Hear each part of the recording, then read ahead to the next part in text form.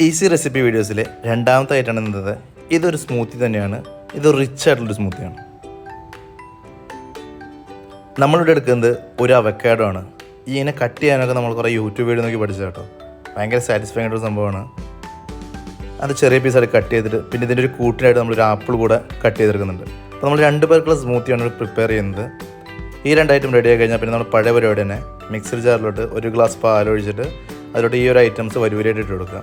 പിന്നെ അതോടൊപ്പം ഒരു 4 ഈന്തപ്പഴവും പിന്നെ കാഷ്നട്ടാണ് നമ്മൾ ഇപ്രാവശ്യം യൂസ് ചെയ്യുന്നത്, ബദാമിന് പകരം. അത് നിങ്ങളുടെ ഇഷ്ടമനുസരിച്ച് നട്ട്സ് ഏതാണെന്ന് യൂസ് ചെയ്യാം.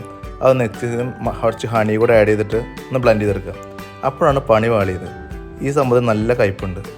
അത് കാരണം എന്ന് പറയുന്നൊരു കമൻറ്റ് ചെയ്യണേ. പക്ഷെ നമ്മൾ നമ്മൾ കുറച്ച് റോബസ്റ്റ് പഴവും ഹണിയൊക്കെ മിക്സ് ചെയ്തിട്ട് ആ സ്മൂത്തിയാണ് കംപ്ലീറ്റ് ആക്കി. ഡെക്കറേഷന് കുറച്ച് ചിയ സീഡ്സും കുറച്ച് ഹണിയും കൂടെ ഒഴിച്ച് സംഭവം അടിപൊളിയായിരുന്നു. അപ്പോൾ ട്രൈ ചെയ്യുക, ഫോളോ ചെയ്യുന്നവരുണ്ട് ദിസ് ഫുഡ്. ബൈ.